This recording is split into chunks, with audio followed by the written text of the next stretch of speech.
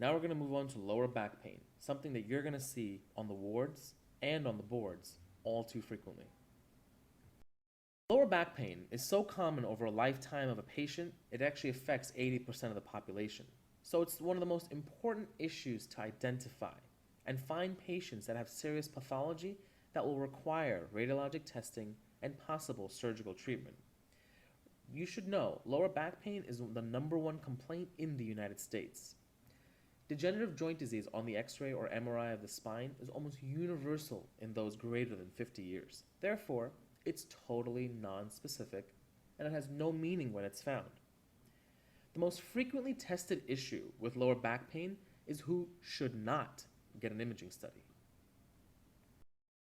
The most common question asked on the boards for lower back pain is what is the most likely diagnosis? So after we go through all the diseases that we describe coming up, and if they're all excluded, the patient simply has lower back pain from lumbosacral strain. It's an idiopathic finding. Remember, with these people, there's no imaging studies needed and no treatment beyond NSAIDs. Malignancy or infection compressing the spinal cord is a neurologic emergency that needs urgent identification and treatment. You want to look for a history of cancer, the sudden onset of focal neurologic deficits. For example, compression at the level of the 4th thoracic vertebra would result in loss of sensation below the nipples. Another example is compression at the 10th thoracic vertebra, which leads to sensory loss below the umbilicus. If they mention point tenderness at the spine with percussion of the vertebra, this is highly suggestive of cord compression. They may also mention hyperreflexia found below the level of the compression as well. Compression of the spinal cord from an infectious agent, such as an epidural abscess, is most often from Staph aureus. Epidural abscesses present in the same way as cord compression does from cancer, but what remarkably distinguishes it is a very high fever and a markedly elevated ESR. Herniations at L4 and L5, or L5 and S1, actually account for 95% of disc herniations. The straight leg raise test is when pain goes into your buttock and below the knee when the leg is raised above 60 degrees. Although 50% of those with a positive straight leg raise test will actually have a herniated disc, the sensitivity is excellent. Why? Because a negative straight leg raise test excludes herniation with a 95% sensitivity.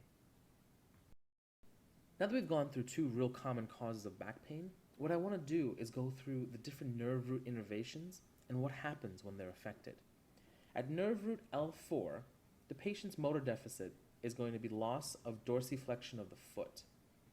The reflex that's also lost is the knee jerk, and the sensory area they're going to complain about is the inner calf.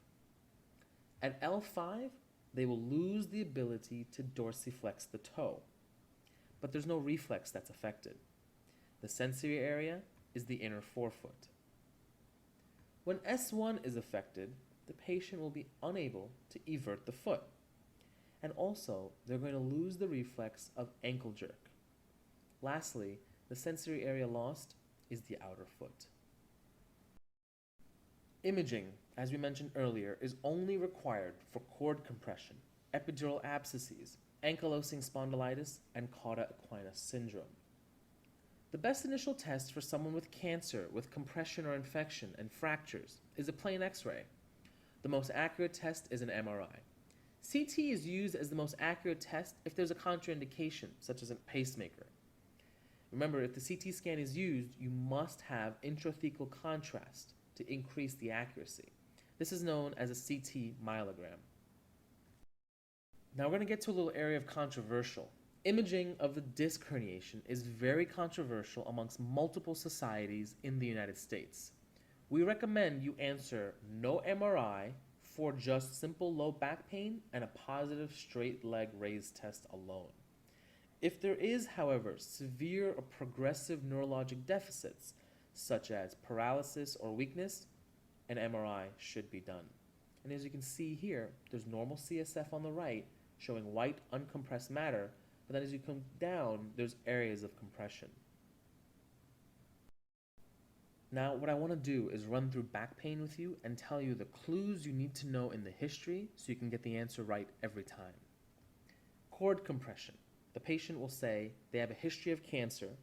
On physical findings, there'll be vertebral tenderness and loss of sensation and hyperreflexia below a very strict point. Remember, T4 nipple line. Epidural abscesses, the patient will tell you, I've had fevers, I've been having chills, and on labs they'll have a very high ESR. They present in terms of findings just like a cord compression.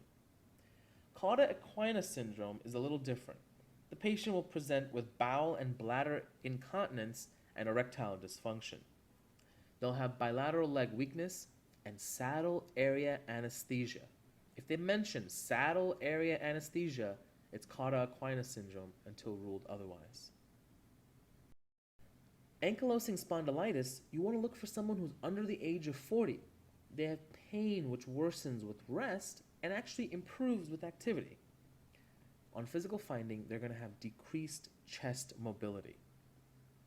And for those with a disc herniation, they're going to have pain and numbness of the medial calf or foot, as we described on that innervation chart, and they're going to have loss of knee and ankle reflexes and a positive straight leg raise. The treatment for low back pain secondary to cord compression is very simple. Just get the pressure off the cord. You can do this with systemic steroids, or chemotherapy for lymphoma, or radiation for solid tumors. If these things do not work, surgical decompression is the next best step. When an epidural abscess is causing compression of the spinal cord, you want to use steroids to control the acute neurologic deficits.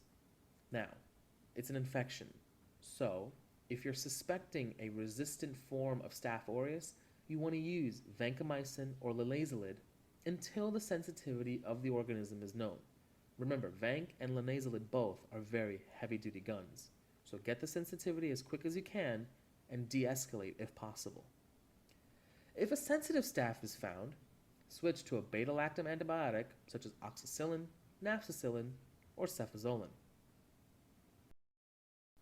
When treating lower back pain due to an epidural abscess, beta-lactam antibiotics are most effective when the organism is sensitive. Gentamicin can be added for synergy as we do for endocarditis. Surgical drainage can be needed for larger collections or infected material.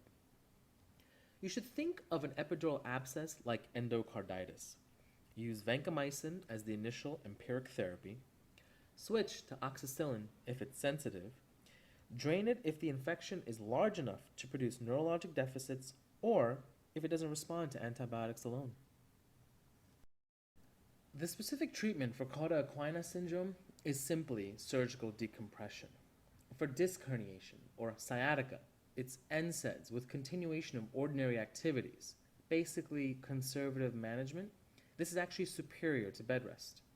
Yoga is just as effective as a more regimented or supposedly specific formal back exercise program. Steroid injection into the epidural space does achieve rapid and dramatic benefit for those with sciatica who do not improve with this conservative management. Surgery is rarely needed, and it is the answer only if focal neurologic deficits develop or progress. So remember this tip. The most common wrong answer for sciatica is bed rest. A man with a history of prostate cancer comes to the emergency department with severe back pain and leg weakness. He has tenderness of the spine, hyperreflexia, and decreased sensation below his umbilicus. What is the most appropriate next step for this patient? Is it A, dexamethasone, MRI, X-ray, radiation, to give a drug like flutamide, ketoconazole, or finasteride, or leuprolide, biopsy, or perform an orchiectomy? The correct answer here is actually A. When there is obvious cord compression, the most important step is to begin steroids urgently in order to decrease the pressure on the cord. Now let's go through some of the wrong choices. MRI and X-ray both are incorrect. An X-ray will show vertebral damage, and an MRI is the most accurate imaging study. But preventing permanent paralysis with steroids is more important to do first. Radiation is necessary in those with metastatic cancer to the cord, but it does not work as fast as giving steroids. In terms of the medications, flutamide also does not work fast enough to save the neurons. Ketoconazole is a second-line agent in inhibiting androgens. Again, it is not fast enough. Finasteride also is just simply not fast enough. It's a 5-alpha reductase agent, and it's not helpful really for prostate cancer. It's used more for BPH and male pattern hair loss. Leuprolide is actually dangerous without first blocking the peripheral receptors to testosterone with flutamide. GnRH agonists will give a transient burst in testosterone levels. Biopsy, again, is only done if the cause is unclear, and the choice with the best long-term benefit is actually an orchiectomy. But in this particular case, the next best step is, again, glucocorticoids. We've been doing a lot of talking about back pain. You might even think it's a pain in the back.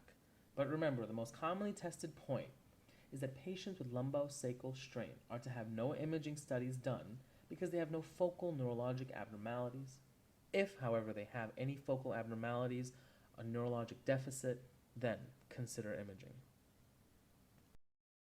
Now we're going to begin discussing lumbar spinal stenosis.